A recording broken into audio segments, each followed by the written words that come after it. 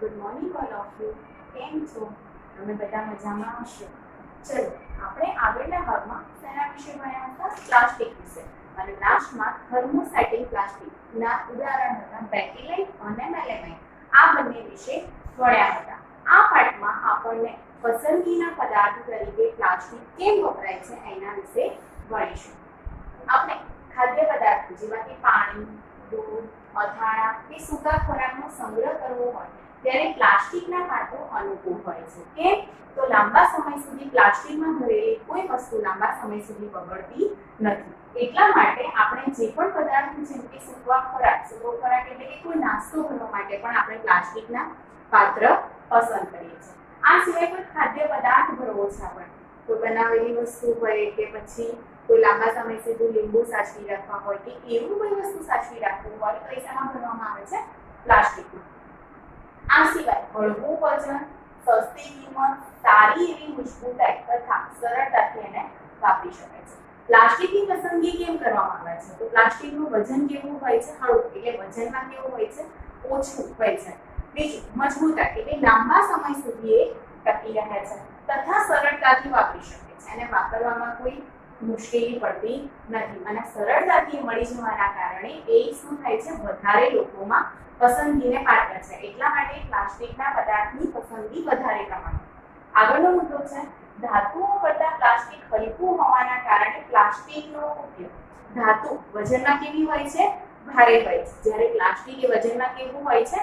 હળવું હોય છે. એટલે મોટા ભાગમાં જે ધાતુઓ વપરાતી હતી ત્યાં હવે મોટા ભાગની વસ્તુઓમાં શું વાપરવામાં આવે છે? પ્લાસ્ટિક. એવી કઈ કઈ જગ્યાઓ છે જ્યાં પ્લાસ્ટિક વાપરવામાં આવે છે?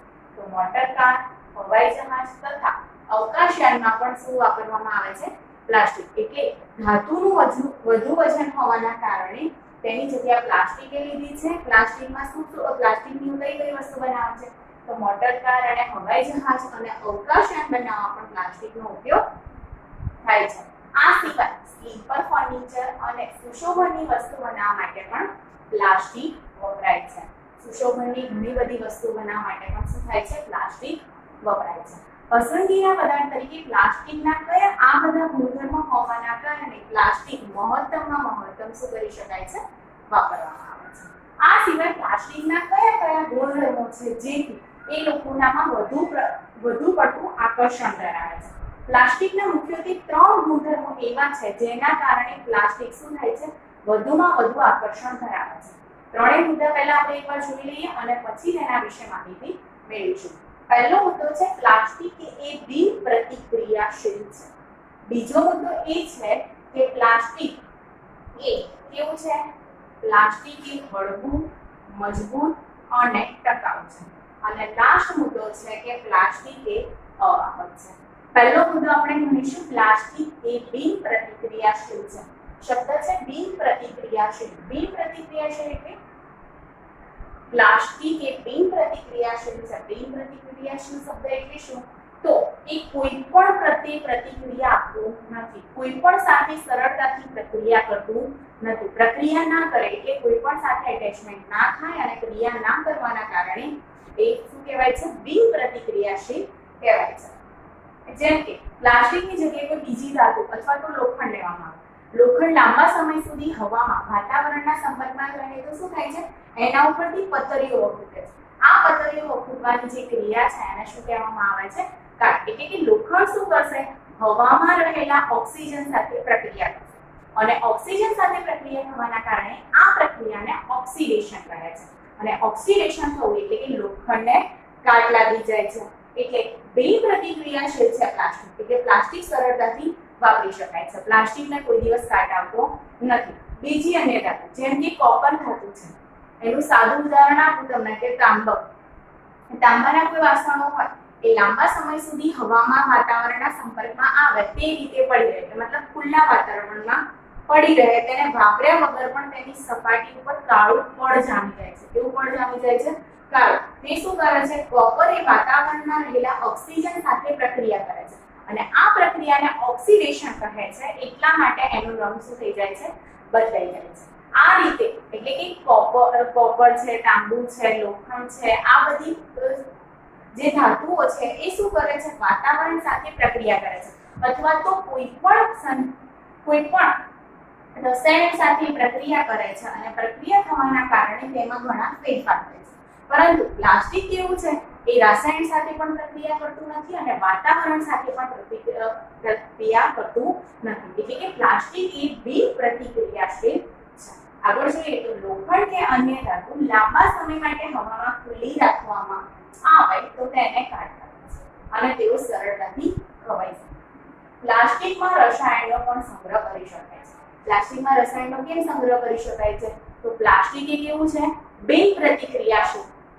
પ્લાસ્ટિક એ બિનપ્રતિક્રિયાશીલ છે, એટલે લાંબા સમય સુધી એને રસાયણનો એમાં સંગ્રહ કરી શકાય છે અને સંગ્રહ કરવાથી એ શું, એ રસાયણ સાથે કોઈ પ્રક્રિયા કરતું નથી, એટલે લાંબા સમય સુધી એમાં કોઈ પણ ફેરફાર થતો નથી. આગળનો મુદ્દો છે પ્લાસ્ટિક હળવું છે, એટલે વજનમાં કેવું છે? હલકું છે. બીજું મજબૂતાઈ, ધાતુઓ જેવી એ મજબૂતાઈ પણ ધરાવે છે અને ટકાઉ છે, એટલે કે લાંબા સમય સુધી એને વાપરી શકાય છે. તો પ્લાસ્ટિકને હળવું, મજબૂત અને ટકાઉ છે. તો પહેલા તો પ્લાસ્ટિકને કોઈ પણ આકારમાં જેવો આકાર આપવો હોય એવો આકાર આપી શકાય. જેમ કે ડોલનો આકાર આપવો હોય, ટબનો આકાર આપવો હોય, કોઈ વસ્તુનો આકાર આપવો હોય તો એ આકારને આપી શકાય છે. એટલે પ્લાસ્ટિકને સરળતાથી ઢાળી શકાય છે અને વજનમાં પણ કેવું છે? હળવું છે. સાથે સાથે કેવું છે? મજબૂત છે. બીજી વસ્તુ, એ ધાતુ કરતા કેવું છે? સસ્તું છે. ધાતુ કરતા સસ્તું છે એટલા માટે એને લોકો વાપરવામાં પણ વધારે સરળતાથી વાપરી શકે છે અને સરળતાથી એને ખરીદી પણ શકે છે. એટલે હળવું, મજબૂત અને ટકાઉ આ ત્રણ ગુણધર્મના કારણે પણ પ્લાસ્ટિક એ શું છે? પસંદગીના પાત્ર બન્યું છે. પ્લાસ્ટિક એ અવાહક છે. પ્લાસ્ટિક એ અવાહક છે. અવાહક અને વાહકની વ્યાખ્યા મેં તમને લાસ્ટ લેક્ચરમાં, આગળના લેક્ચરમાં પણ સમજાવી કે જે પદાર્થમાંથી ઇલેક્ટ્રોન પસાર થતા હોય, એટલે કે વિદ્યુત પ્રવાહ અથવા તો ઉષ્મા બંનેમાંથી કોઈ પસાર થતું હોય તો તેને શું કહેવાય છે? વાહક પદાર્થો. અવાહક પદાર્થો કોને કહેવાય છે? તો જેમાંથી ઇલેક્ટ્રોન કે ઉષ્મા પસાર થતું નથી તો તેને શું કહેવામાં આવે છે? અવાહક પદાર્થો તરીકે ઓળખવામાં આવે છે. પ્લાસ્ટિક એ કેવું છે? અવાહક છે, એટલે કે એ ઉષ્મા કે વિદ્યુતનું વહન કરતું નથી, એટલા માટે પ્લાસ્ટિકને શું કહેવામાં આવે છે? અવાહક. ઇલેક્ટ્રિક વાયરનું કડ, સ્ક્રૂડ્રાઈવરના હેન્ડલ, તળવાની કડાઈના હેન્ડલ વગેરે બનાવવા માટે પણ શેનો ઉપયોગ થાય છે? પ્લાસ્ટિકનો ઉપયોગ થાય છે. પ્લાસ્ટિકનો ઉપયોગ શેમાં થાય છે? તો ઇલેક્ટ્રિક જે વાયર હોય છે, આપણે જે સ્વિચ બોર્ડમાં જે વાયરો હોય છે, નોર્મલી જે વાયર વાપરીએ છીએ, એનું ઉપરનું જે પડ છે એ પડમાં શું એ શેનું બનેલું હોય છે? પ્લાસ્ટિકનું બનેલું હોય છે. સાથે આપણે જે સ્ક્રૂ ફિટ કરવા માટે જે સ્ક્રૂ ડ્રાઈવર હોય છે એનું ઉપરનું પડ જે પકડવાનો જે ભાગ હોય છે, હાથું હોય છે, એ પણ શેનું બનેલો હોય છે? શેનો બનેલો હોય છે? પ્લાસ્ટિકનો. તળવાની કડાઈ, મેં તમને લાસ્ટ લેક્ચરમાં એક ક્વેશ્ચન પૂછ્યો હતો કે આપણે જે કુકર રાખીએ છીએ એ કુકર પકડીએ એ ગરમ હોય છતાં પણ એનો જે કાળા કલરનો હાથો આપણે પકડીએ તો આપણને ગરમ લાગતું નથી. તે શેનો બનેલો હોય છે? તો એ પણ એક પ્રકારનું પ્લાસ્ટિક છે. એ પ્લાસ્ટિકને એબોનાઇટ પ્લાસ્ટિક તરીકે ઓળખવામાં આવે. એવી જ રીતે તળવાની કડાઈને પણ એક બે બાજુ હેન્ડલ હોય છે. આ હેન્ડલ પણ બ્લેક કલરના હોય છે. એને અડવાથી આપણને ગરમ લાગતું નથી. તો કેમ નથી ગરમ લાગતું? તો એ હાથો શેનો બનેલો હોય છે? એબોનાઇટનો. અને આ એબોનાઇટના બનવાના કારણે એ પ્લાસ્ટિક કેવું? ગરમ થતું નથી. એટલે કે એ જે પ્લાસ્ટિક છે ઉષ્માનું વહન કરતું નથી એટલા માટે ગરમ લાગતું નથી.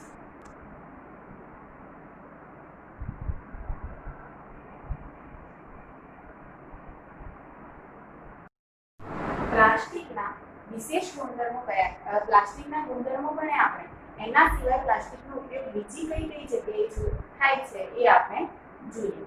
સ્વાસ્થ્ય સંબંધી જે ઉદ્યોગો છે એમાં પ્લાસ્ટિકનો ઉપયોગ કેવો થાય છે? વધુ પ્રમાણમાં પ્લાસ્ટિકનો ઉપયોગ થાય છે. જેમ કે દવાની ગોળીઓના પેકિંગમાં આપણે જે પણ દવા લઈએ છીએ એનું જે મુખ્ય પેકિંગ હોય છે, એટલે દવા જે પેક કરવામાં આવે છે એ શેના હોય છે? એ શેનું બનેલું હોય છે? પ્લાસ્ટિકનું. નેક્સ્ટ છે ગાને ટાંકા લેવા માટેના જે દોરા હોય છે એ પણ શેના બનેલા હોય છે? પ્લાસ્ટિકના બનેલા છે. જેમ કે કોઈ જગ્યાએ ઓપરેશન કરાવ્યું છે અથવા તો આપણને કોઈ જગ્યાએ વાગ્યું છે ત્યારે ટાંકા લેવાની જે જરૂર પડે છે એમાં જે દોરા વપરાય છે એ પણ શેના બનેલા હોય છે? પ્લાસ્ટિકના બનેલા હોય છે. એ એવા પ્લાસ્ટિકના બનેલા હોય છે કે જે ઉપર આવે છે એ ટાંકો જાતે શું થઈ જાય છે, જાતે પડી જાય છે એ ભાગ, અને અંદર રહેલો જે શરીરમાં આવેલો અંદરનો ભાગ છે એમાં શું થાય છે, એ પ્લાસ્ટિક ગળી જાય એટલે ઓગળી જાય છે, જેથી આપણને કોઈ પણ પ્રકારનું નુકસાન થતું નથી. નેક્સ્ટ શું છે કે સિરિંજ બનાવવા, મતલબ જે ડોક્ટર જે આપણને લોહી લેવા માટે અથવા તો ઇન્જેક્શન આપવા માટે જે પણ સિરિંજનો ઉપયોગ કરે છે એ પણ શેની બનેલી હોય છે, પ્લાસ્ટિકની બનેલી હોય છે. નેક્સ્ટ શું છે કે ડોક્ટરના હાથના મોજા એટલે કે ગ્લોવ્સ બનાવવા માટે શું થાય છે, પ્લાસ્ટિકનો ઉપયોગ થાય છે. ડોક્ટર જે ઓપરેશન દરમિયાન જે ગ્લોવ્સ વાપરે છે અથવા તો કોઈ પણ દવા માટે કોઈ ગ્લોવ્સ વાપરે છે તો એ બધા ગ્લોવ્સ એના બનેલા હોય છે, પ્લાસ્ટિકના બનેલા હોય છે. નેક્સ્ટ તબીબી સાધનો બનાવવા માટે, તબીબી સાધનો એટલે કે ઓપરેશન દરમિયાન વપરાતા સાધનો અને આ સિવાય સારવાર દરમિયાન જે પણ સાધનો વાપરવામાં આવે છે એ પણ શેના બનેલા હોય છે, પ્લાસ્ટિકના. નેક્સ્ટ માઇક્રોવેવ ઓવનમાં પ્લાસ્ટિકના ખાસ પ્રકારના રસોઈના વાસણો વપરાય છે. આપણા ઘરે શું હોય છે, ઓવન હોય છે.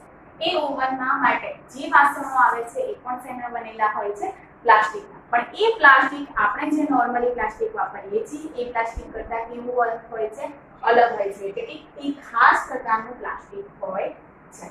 જેમાં ગરમીને લીધે ખોરાક રંધાય છે પરંતુ પ્લાસ્ટિકની અસર થતી નથી. અમુક પ્લાસ્ટિક એવા હોય છે કે જે ગરમીના કારણે ઓગળે છે એટલે કે પીગળી જાય છે, પરંતુ માઇક્રોવેવ ઓવનમાં શું થાય છે કે એ જે પ્લાસ્ટિક હોય છે એ કેવું હોય છે, ખાસ પ્રકારનું, જેના કારણે એ પ્લાસ્ટિક ઓગળતું નથી અને ખોરાક પણ સારી રીતે રંધાઈ જાય છે અને જેની એ પ્લાસ્ટિકની અસર આપણા શરીરમાં થતી નથી. આ પ્લાસ્ટિક કેવા પ્રકારનું છે, ખાસ પ્રકારનું હોવાના કારણે એ ગરમીના લીધે શું થઈ જાય છે, ઓગળતું નથી. એટલે કે પ્લાસ્ટિક એ ઉષ્માનું કેવું છે, અવાહક છે.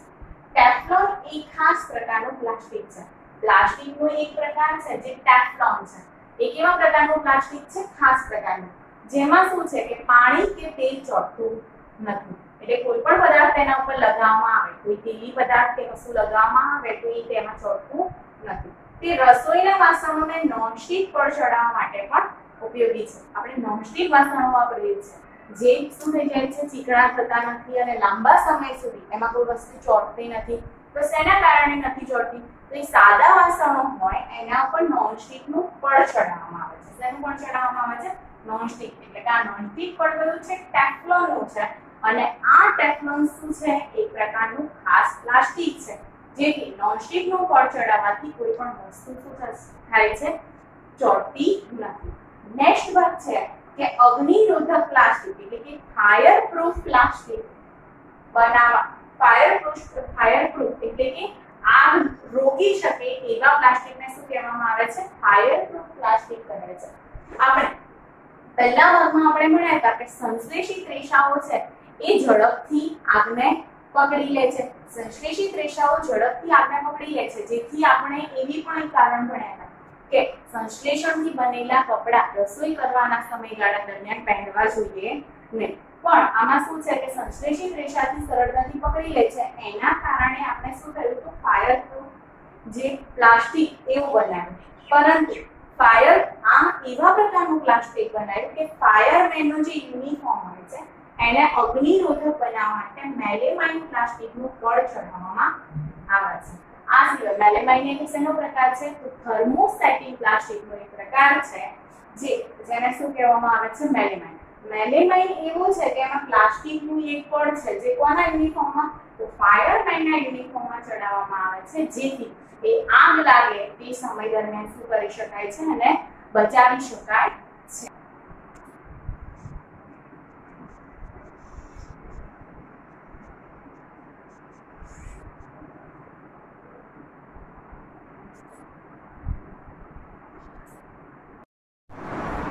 પ્લાસ્ટિક અને પર્યાવરણ વિશે શું સંબંધ છે એ આપણે આ ટોપિકમાં ભણવાના છે. આ ટોપિકનું નામ છે પ્લાસ્ટિક અને પર્યાવરણ. પ્લાસ્ટિક એ ખૂબ જ ઉપયોગી છે, પરંતુ તેનો નિકાલ કરવો એક જટિલ સમસ્યા છે. નિકાલ કરવો એટલે કે લાંબા સમય સુધી પ્લાસ્ટિકને રિસાયકલ કરીને ઉપયોગ કરી શકીએ છીએ, પણ લાંબા સમય સુધી તેનો ઉપયોગ આપણે કરી શકતા નથી. એટલે કે આ વિઘટન થવું એનું શક્ય નથી. વિઘટન થવું એટલે શું? કચરાના વિઘટન થવા માટેના બે પ્રકાર છે. એક પ્રકાર છે જૈવિક વિઘટનીય કચરો અને બીજો પ્રકાર છે જૈવ અવિઘટનીય કચરો. જૈવ વિઘટનીય કચરો એટલે કે જે કચરાનું કુદરતી રીતે વિઘટન થતું હોય તો તેને જૈવ વિઘટનીય કચરો તરીકે ઓળખવામાં આવે છે. એની વ્યાખ્યા જોઈએ તો જે કચરાનું વિઘટન કુદરતી રીતે થાય છે તેને જૈવ વિઘટનીય કચરો કહે છે. બીજું છે જૈવ અવિઘટનીય કચરો. જે કચરાનું વિઘટન કુદરતી રીતે થતું નથી એટલે કે કુદરતના કોઈ પણ કારણોસર લાંબા સમય સુધી એને રાખી મૂકવામાં આવે તો પણ તેનું વિઘટન થઈ શકતું નથી એટલે કે કુદરતમાં પાછું જઈ શકતું નથી તો આવા કચરાને જૈવ અવિઘટનીય કચરો કહે છે. પ્લાસ્ટિક પણ એક જૈવ અવિઘટનીય કચરો છે. તેનું લાંબા સમય સુધી વિઘટન થઈ શકતું નથી. જૈવ વિઘટનીય કચરો અને જૈવ અવિઘટનીય કચરામાં કોનો સમાવેશ થાય છે અને આ કચરો કેટલા સમયગાળા દરમિયાન શું થાય છે વિઘટન પામે છે એના વિશે આપણે માહિતી મેળવીશું. જૈવ વિઘટનીય કચરો કયો છે? ફળ, શાકભાજીની છાલ. ફળો અને શાકભાજીની છાલ આ 1 થી 2 અઠવાડિયા એટલે કે 1 to 2 વીકના સમયગાળા દરમિયાન શું થઈ જાય છે વિઘટન પામે છે એટલે કે 1 થી 2 વીકના સમયગાળા દરમિયાન તે વિઘટન પામે છે. કાગળ 10 થી 30 દિવસના સમયગાળા દરમિયાન આ કાગળ એ શું થઈ જાય છે વિઘટન પામે છે. વિઘટન પામવા માટે શું? તો સૌથી પહેલા ખાલી જમીન હોય એ જમીન ઉપર આ કચરાને દાટી દેવામાં આવે છે. તો ફળ અને શાકભાજીનો જો છાલવાળો જો કોઈ કચરો હોય તો એને 1 થી 2 વીકમાં એટલે કે 1 થી 2 અઠવાડિયામાં શું થાય છે એનું વિઘટન થઈ જાય છે. કાગળ હોય તો 10 થી 30 દિવસમાં એનું વિઘટન થાય છે. સુતરાઉ કાપડ હોય તો 2 થી 5 મહિનામાં તેનું શું થઈ જાય છે વિઘટન થઈ જાય છે એટલે કે એ કુદરતમાં જાતે ભળી જાય છે. લાકડું કેટલા 10 થી 15 વર્ષમાં એ શું થઈ જાય છે એનું વિઘટન થઈ જાય છે. ઊનના કપડા લગભગ 1 વર્ષમાં ઊનના કપડા શું થઈ જાય છે વિઘટન પામી જાય છે. આ મોટામાં મોટા 10 થી 15 1 વર્ષના સમયગાળામાં મોટા ભાગના એવા છે કે 1 વર્ષથી 15 વર્ષની અંદરમાં એ લોકો શું થઈ જાય છે વિઘટન પામી જાય છે. પરંતુ અમુક કચરો એવો છે કે જે વિઘટન પામતો નથી જેમ કે ટીન, એલ્યુમિનિયમ અને ધાતુના કેન. મતલબ ધાતુની બનેલી કોઈ પણ વસ્તુ છે એ લાંબા સમય સુધી વિઘટન પામતી નથી. તેને વિઘટન પામવા માટે 100 થી 500 વર્ષ જેટલા એટલે કે ઘણી બધી સદીઓ અહીંયા શું થઈ જાય છે વીતી જાય છે એટલે કે લાંબા સમય સુધી આનું વિઘટન થતું નથી. લાંબા સમય સુધી એ જે પરિસ્થિતિમાં હોય એ જ પરિસ્થિતિમાં રહે છે એટલે લાંબા સમયથી વિઘટન ના થવાના કારણે તેનું પ્રદૂષણ ધીમે ધીમે શું થતું જાય છે વધતું જાય છે. આ સિવાય પ્લાસ્ટિકની થેલી આપણે રોજબરોજના જીવનમાં જે પણ પ્લાસ્ટિકની થેલી વાપરીએ છીએ એનું પણ વિઘટન થતું નથી. તો આ બધું શું છે એ આપણા માટે એક કચરો છે અને આ કચરાનું સરળતાથી વિઘટન નથી કરી શકાતું એટલા માટે એને શું કહેવામાં આવે છે જૈવ અવિઘટનીય કચરો તરીકે ઓળખી શકાય છે.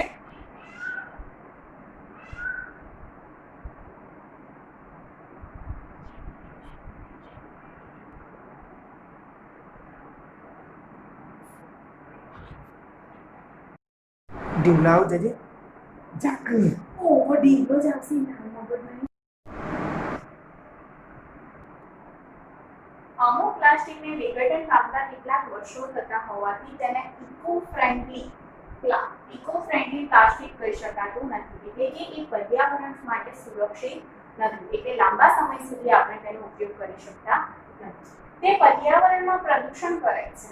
શું કરે છે એ લાંબા સમય સુધી વિઘટન પામતું નથી એટલે કે પર્યાવરણમાં જે સ્થિતિમાં હોય એની એ જ સ્થિતિમાં રહે છે જેથી તે શું થાય છે વિઘટન ના થતું હોવાના કારણે એ લાંબા સમય સુધી એનો ઉપયોગ કરી શકાતો નથી.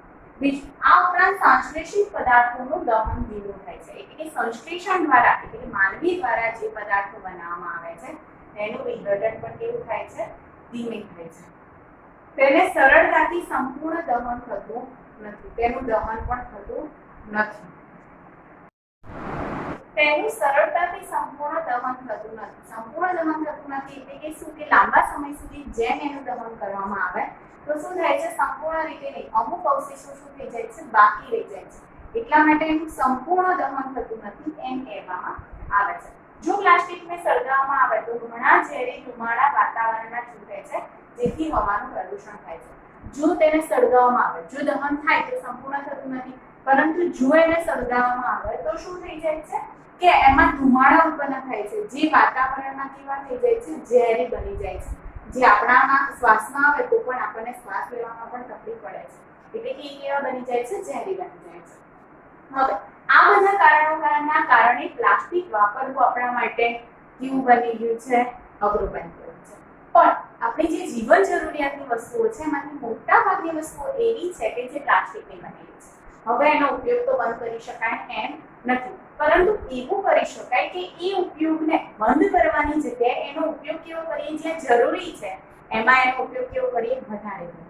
સાથે સાથે એવું કરીએ કે એનો ઉપયોગ જ્યાં ઓછો થાય છે તેને શું કરી શકીએ, ઓછો કરી શકીએ છીએ. તો એના માટે આપણે કેટલાક ઉપાયો પણ કરવા જરૂરી છે કે મહત્તમમાં મહત્તમ એને ઓછો કઈ રીતે ઉપયોગ કરી શકાય. તેના ઉપાયો કયા છે? એક તો પહેલા વધુ પડતો ઉપયોગ ટાળવો જોઈએ, એટલે કે ઓછામાં ઓછો થતો ઉપયોગ કરવો જોઈએ. જો કોઈ જગ્યાએ એવું છે કે એને પ્લાસ્ટિક વગર ચાલે છે, કોઈ જગ્યાએ ગયા હોય તો એ વસ્તુ જે વાપરીએ છીએ તેમાં શું થાય છે, પ્લાસ્ટિક વગર ચાલે છે, તો એ વસ્તુને શું કરવી જોઈએ, એનો ઉપયોગ ઓછો કરવો જોઈએ. બીજી વસ્તુ છે કે ખરીદ કરવા છતાં સુતરાઉ તથા શણની થેલીનો ઉપયોગ કરીએ છીએ. આપણે કોઈ પણ જગ્યાએ ખરીદી કરવા જઈએ તો એની પાસેથી આપણે પ્લાસ્ટિકની થેલી માંગીએ છીએ, તો એ થેલી માંગવી જોઈએ નહીં. એની જગ્યાએ શું કરવું જોઈએ, તો આપણે જ્યારે પણ ખરીદી કરવા જઈએ છીએ ત્યારે આપણા ઘરેથી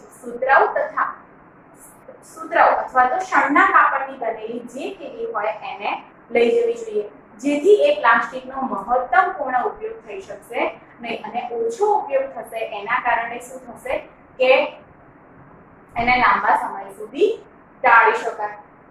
જૈવ વિઘટનીય કચરો અને જૈવ અવિઘટનીય કચરાને અલગ કરવો જોઈએ. આપણે રોજબરોજના જીવનમાં ઘણી બધી વસ્તુઓ વાપરીએ છીએ જે ઘણો બધો કચરો ઉત્પન્ન થાય છે. જો આ કચરાને બધો ભેગો કરવામાં આવે તો એને સરળતાથી અલગ પાડી શકાય નહીં અને અલગ પાડવા જવાના કારણે એમાં સમયની બરબાદી થાય છે અને ક્યારેક કોઈ વાર એ છૂટો પડાતો નથી, એટલે કે વિઘટન પામતો નથી. એટલા માટે આપણે કચરાની બંને ડોલોને અલગ રાખવી જોઈએ. એકમાં એ કચરો ભરવો જોઈએ કે જે વિઘટનીય છે અને બીજામાં એવો કચરો ભરવો જોઈએ જે જૈવ અવિઘટનીય છે.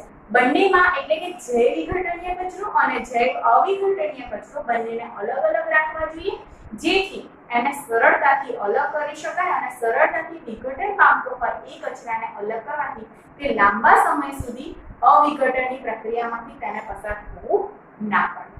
નેક્સ્ટ, રિસાયકલ કરી તેમાં રંગકો ઉમેરી ફરીથી ઉપયોગ કરી શકાય છે. પ્લાસ્ટિક એવી વસ્તુ છે જેને રિસાયકલિંગ કરી શકાય છે. રિસાયકલિંગ કરીએ એટલે કે એને ફરીથી ઉપયોગ કરી શકાય. કોઈ પણ વસ્તુમાં નવો આકાર આપીને એને ફરીથી ઉપયોગ કરી શકાય. એમાં રંગકો ઉમેરવામાં આવે છે, એટલે કે રંગ ઉમેરીને પણ તેનો ફરીથી ઉપયોગ કરી શકાય છે. એટલે લાંબા સમય સુધી એને વાપરી શકાય છે અને એનું કોઈ કચરો બનતો નથી. એ કોઈ વસ્તુ તરીકે એનો ઉપયોગ થાય છે, એટલે પ્રદૂષણની સમસ્યા એક આ રીતે ઘટી શકે છે. બીજું, હવે આપણે આના સિવાય બીજું શું કરી શકીએ કે જેથી કચરાઓ ઓછામાં ઓછો ઉત્પન્ન થાય અને વિઘટનનો પ્રશ્ન ધીમે ધીમે હલ થઈ જાય. તો એના માટે આપણે જાગૃત નાગરિક તરીકે આપણી 4 R ની ફરજ છે. 4 R કયા છે? તો પહેલા R વિશે રિડ્યુસ. રિડ્યુસ મતલબ ઓછામાં ઓછો ઉપયોગ કરવો. કોઈ વસ્તુ છે હવે આપણે એના વગર ચાલે એમ છે તો એ વસ્તુ ના વાપરવી જોઈએ. જેમ કે રિડ્યુસમાં પ્લાસ્ટિકની થેલી. હવે કોઈ જગ્યાએ આપણે શાક લેવા જઈએ છીએ તો આપણે સામેથી માંગીએ કે પ્લાસ્ટિકની થેલી આપણે, તો શું કરવું, પ્લાસ્ટિકની થેલી ના માંગવી જોઈએ, પણ આપણે ઘરેથી કાપડની અથવા તો શણની થેલી લઈ જવી જોઈએ, જેથી આપણે પ્લાસ્ટિકની થેલી આપણે ત્યાં જે માંગીશું તે નહીં અને નહીં માંગીએ તો એનો ઉપયોગ કેવો થશે, ઓછો થશે. એટલે કે ઓછા ઉપયોગના કારણે પણ એ શું થઈ જાય છે, એનું જે વિઘટનનો પ્રશ્ન છે એટલે કે જે વધારે પડતા કચરો થવાની સંભાવના છે એને શું કરી શકાય છે, એક પ્રમાણમાં ઘટાડી શકાય છે. નેક્સ્ટ છે રીયુઝ, પુનઃ ઉપયોગિતા. કોઈ પદાર્થ છે હવે એ તૂટી ગયો છે, જેમ કે પ્લાસ્ટિકનો કપ તૂટી ગયો છે, તો એને ફેંકી દેવાના બદલે ફેંકી દઈશું તો એ શું થઈ જશે, એક કચરો થઈ જશે. પરંતુ એને શું ફેંકી દેવાના બદલે એમાં કોઈ ચોળ ભરીશું અથવા તો કોઈ મોટી વસ્તુ છે જે તૂટી જવાય છે અને એને આપણે ફેંકી દે તેમાં કોઈ છોડ વાવી દઈશું તો શું થશે, એનો ઉપયોગ તો થશે પણ એ યુઝને કયું કહેવાય છે, રીયુઝ તરીકે ઓળખવામાં આવે છે, એટલે કે પુનઃ ઉપયોગિતા તરીકે એને ઓળખાય છે. ત્રીજો આ છે રીસાયકલ. રીસાયકલ એટલે પુનઃ ચક્રીયકરણ. પુનઃ ચક્રીયકરણ એટલે શું, તો કોઈ વસ્તુ છે, પ્લાસ્ટિકની ઘણી બધી વસ્તુ એકઠી કરવામાં આવે છે. આપણા ઘરે પ્લાસ્ટિકનો કચરો ભંગાર ભેગો થાય એટલે આપણે શું કરીએ છીએ, ભંગારવાળાને વેચી દઈએ છીએ. તો ભંગારવાળો શું કરે છે, એને ઘણા બધા માત્રામાં ભેગો કરે છે, પછી એને મોટી મોટી કંપનીઓમાં ત્યાં મોકલવામાં આવે છે. મોટી મોટી કંપનીઓમાં મોકલવામાં આવે છે, જ્યાં શું થાય છે, મોટા ભાગનો પ્લાસ્ટિકનો કચરો ત્યાં ભેગો કરીને તેને મોટી ભઠ્ઠીમાં ઓગાળવામાં આવે છે અને તેમાંથી નવી નવી વસ્તુઓ બનાવવામાં આવે છે, જેથી શું થાય છે, નવી નવી વસ્તુઓ બનાવવાના કારણે એનો આકાર અલગ અલગ આપી શકાય છે અને લાંબા સમય સુધી એને વાપરી શકાય છે. લાંબા સમય સુધી વાપરવાના કારણે શું થાય છે કે એનો ઉપયોગ કચરો જે થાય છે વધુ પ્રમાણમાં એ કેવો કરી શકાય છે, ઓછો કરી શકાય. ચોથું આ છે રીકવર, એટલે કે હેઠું ફેર કરી નાખો. ધારો કે કોઈ પ્લાસ્ટિકની બરણી આપણે બજારમાંથી કોઈ વસ્તુ લાવ્યા છીએ તો એની સાથે કોઈ પ્લાસ્ટિકની બરણી આવી છે, તો એનો ઉપયોગ આપણે ઘરમાં કોઈ અનાજ ભરવા માટે, કાં તો કોઈ દાળ ચોખા અથવા તો અથાણા ભરવા માટે તેનો ઉપયોગ કરી શકીએ છીએ. અથવા તો કોઈ પ્લાસ્ટિકની બેગ આવી છે તો એનો ઉપયોગ બીજા કારણો માટે કરવાનો, એટલે કે જે હેતુથી બનાવેલી હતી એ વસ્તુનો એ હેતુ પૂરો થઈ ગયો છે પણ બીજા હેતુથી આપણે તેનો ઉપયોગ કરી શકીએ છીએ. આ રીતે ઘણા બધા ઉપાયો છે જે આપણે રોજિંદા જીવનમાં વાપરીને પણ એનો ઉપયોગ કરી શકીએ છીએ અને ઓછામાં ઓછું વિઘટન કરી શકાય અને એનાથી કચરામાં થતો જે વધારો છે એ રોકી શકાય છે. અહીંયા આપણું આ ચેપ્ટર પૂરું થાય છે. આપણે આગળના ભાગમાં આગળના જે પાર્ટ બનશે એમાં આપણે શું ભણીશું, સ્વાધ્યાય વિશે ભણીશું.